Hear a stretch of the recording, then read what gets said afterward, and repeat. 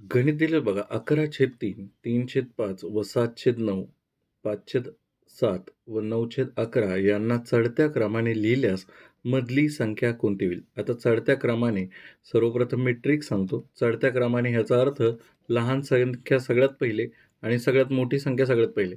बघा आता मोठी संख्या काढणं सोपं आहे याच्यामध्ये, कारण की एकमेव संख्या अशी आहे ज्याचा छेद अंशापेक्षा लहान आहे. मग ही सगळ्यात मोठी संख्या आहे. आता हे तर बेसिक आहे. जर तुम्हाला ह्या गोष्टी माहिती नसतील तर मी काय म्हणू शकणार नाही.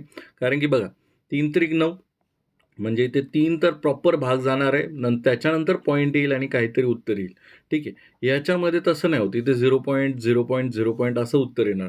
त्याच्यामुळे सगळ्यात मोठी तर संख्या भेटली तुम्हाला. ठीक आहे. मग सगळ्यात पहिली मोठी संख्या लिहिली मी 11/3. आता हे जे उरलेले आहेत बघा, ह्या सगळ्यांमध्ये ना 2-2 चे गॅप आहेत. ह्या सगळ्यांमध्ये 2-2 चे गॅप आहेत. म्हणजे 5/11, 5/7, 9/11, 7/9. मग जी सगळ्यात लहान संख्या आहे, जी सगळ्यात लहान संख्या आहे म्हणजे 3/5 अंशामध्ये जो सगळ्यात लहान आहे, ती सगळ्यात लहान समजायचं आणि त्या प्रकारे गोष्टी अरेंज करा. म्हणजे 5/7 येईल, त्याच्यानंतर 7/9 येईल आणि त्याच्यानंतर 9/11 येतील. ठीक आहे. मग आता ह्याच्यामध्ये सगळ्यात लहान संख्या बरोबर काय म्हटली, मधली संख्या लावायची सांगितली. तर इकडून 2 सोडल्या, इकडून 2 सोडल्या.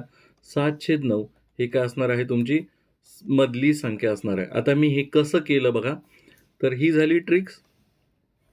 आता ही ट्रिक्स लक्षात राहील, नाही राहील, पण कन्सेप्ट समजला तर लक्षात राहील. पहिले तर आपला बेसिकवाला कन्सेप्ट. सगळ्यात पहिले आपण 11/3 घेणार. जर ही परीक्षा नसती तर आपण ह्याला भाग दिला असता. मग हे 3 पॉइंट काहीतरी उत्तर असतं 3.66. ठीक आहे. त्याच्यानंतर 3/5 घेतला असता. त्याचं उत्तर आलं असतं 0.6. ठीक आहे. त्याच्यानंतर 7/9 ही संख्या घेतली असती. त्याचं उत्तर आलं असतं 0.777. ठीक आहे. त्याच्यानंतर संख्या घेतली असती 5/7. त्याचं उत्तर आलं असतं 0.7. 7 हा 0 एक उरेल 7 खाली उरतील 3 7 28. ठीक आहे. 714. त्याच्यानंतर 9/11 इथे किती येणार आहे 0.8 खाली उरले 2 0.1 असं काहीतरी उत्तर येईल. आता मग ह्याच्यामध्ये बघा जी सगळ्यात मोठी संख्या आहे ती म्हणजे सगळ्यात पहिले लहान संख्या लिहायची जी आपण लिहिली असती 0.6. त्याच्यानंतर लिहिली असती म्हणजे 3/5 लिहिली असते. ठीक आहे. त्याच्यानंतर ही पहिली संख्या जाईल सगळ्यात लहान. त्याच्यानंतर कोणती आहे? ही दुसरी आहे. कारण की ह्याच्यामध्ये 7 नंतर 1 आलेला आहे, इथे 7 नंतर 2 आहे. हे 4 जर विसरलात तुम्ही, कारण की कन्फ्यूज होऊ शकतं, की इथे 77 आणि इथे 714 तर इथे 770 असतं. पॉइंट नंतर किती शून्य दिले तर काही फरक नाही पडत. ठीक आहे. किंवा इथे अजून एक 7 लावा. कारण की 7/9 म्हणजे 0.7777 भरपूर वेळेस असतं. मग ही मोठी संख्या झाली 2 नंबरची. ही किती आली 5/7. त्याच्यानंतर 3 नंबरची संख्या कोणती आली 7/9 आणि त्याच्यानंतर 4 नंबरची संख्या आली 0.81 म्हणजेच 9/11 आणि त्याच्यानंतर येणार आहे 3.66 म्हणजे 11/3. आता जर तुम्हाला मधली संख्या काढायची असेल तर आपण काय करत असतो, की ही संख्या कटवली, ही संख्या कटवली तर बरोबर मधली संख्या येते 7/9. हा झाला प्रॉपर बेसिक कन्सेप्ट. आणि जर ह्याच्यापेक्षा ॲडव्हान्स जर तुम्हाला काढायचं असेल तर बघा ट्रिक्स सांगतो मी तुम्हाला इथे. 11/3 ही तर सगळ्यात बेसिक आहे की सगळ्यात मोठी असणार आहे. त्याच्यामुळे ही सगळ्यात शेवटी लिहून घेतली. ठीक आहे. याला सध्या प्रॉपर हा काय इम्प्रॉपर फ्रॅक्शन आहे. बाकीचे कसे प्रॉपर फ्रॅक्शन आहे. प्रॉपर फ्रॅक्शन, इम्प्रॉपर फ्रॅक्शन काय असतात हे पण मी नंतर तुम्हाला एखादा फ्रॅक्शनचा व्हिडिओ घेईल. त्याच्यामध्ये चढत्या क्रमाने, उतरत्या क्रमाने, सगळ्यात लहान, सगळ्यात मोठा फ्रॅक्शन कसा काढायचा त्या सगळ्या गोष्टी त्याच्यामध्ये घेईल मी चॅप्टर वाईज व्हिडिओजमध्ये. त्यावेळेस मी समजून सांगेल. बघा आता सध्या लक्षात ठेवा की इथे आहे 3/5. त्याच्यानंतर इथे आहे 7/9. त्याच्यानंतर इथे आहे 5/7. त्याच्यानंतर इथे आहे 9/11. ठीक आहे. आता हे आहे प्रॉपर फ्रॅक्शन ज्याचा अंश छेदापेक्षा लहान आहे. ठीक आहे. एवढंच यालाच म्हणतात प्रॉपर फ्रॅक्शन. मग आता प्रत्येकामध्ये डिफरन्स काढायचा की छेदापेक्षा कितीने लहान आहे 2ने, इथे 2ने, इथे पण 2ने, सगळे 2-2ने लहान आहे. तर इथे काय करायचं आता 2-2ने लहान आहे ना, म्हणजे समान डिफरन्स असेल तर जो अंश तुम्हाला दिसतोय तो लहान असणार आहे.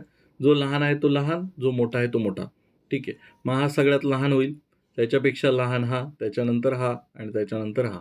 म्हणजे तुम्ही सरळ म्हणू शकता 3, 7, 5, 9 याच्यापैकी जर सिक्वेन्सने लावायला गेला तुम्ही चढत्या क्रमाने तर 3, 5, 7, 9 ह्या संख्या लागतील. ठीक आहे. मग त्याच हिशोबाने आपण ते गणित लावलेलं आहे. समजा इथे प्रॉपर फ्रॅक्शनमध्ये जर 2-2चा गॅप नसता, समजा इथे 3/5 असलं असतं, इथे 7/11 असलं असतं, इथे 5 इथे 8 काढला समजा, ठीक आहे. असं काढलं असतं तर काय केलं असतं, ह्याच्यामध्ये कितीचा गॅप आहे? इथे 2चा गॅप आहे. इथे कितीचा गॅप आहे? इथे 4चा गॅप आहे. इथे कितीचा गॅप आहे? इथे गॅप आहे कितीचा? 3चा.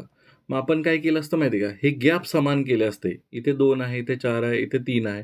तर ते गॅप समान करण्यासाठी एक संख्याने गुणावं लागलं असतं, जी किती असली असती? या सगळ्यांचा लसावी असली असती, जी की 12 असली असती.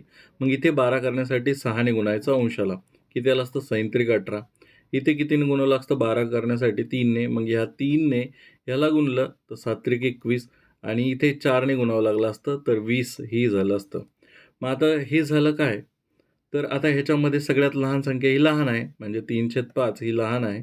त्याच्यानंतर त्याच्यापेक्षा मोठी संख्या ही 5/8 आहे आणि त्याच्यापेक्षा मोठी संख्या ही 7/11 आहे. ठीक आहे.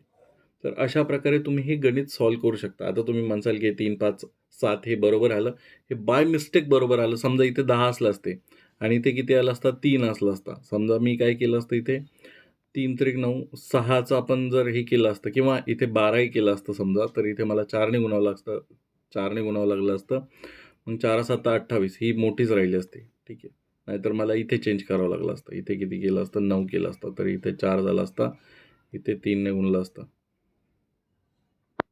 काहीतरी केलं असतं. ठीक आहे, चला जाऊ द्या. बेसिक कन्सेप्ट हाच आहे, की ह्याला काय करायचं आहे? समान गॅप करून घ्यायचा आहे. म्हणजे लसावीने गुणायचं आहे.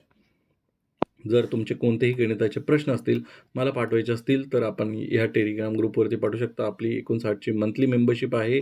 त्याच्यामध्ये एक ऑटो पेचा ऑप्शन आहे. तो कृपया कॅन्सल करावा. हा आपला WhatsApp चॅनलसुद्धा आहे. धन्यवाद.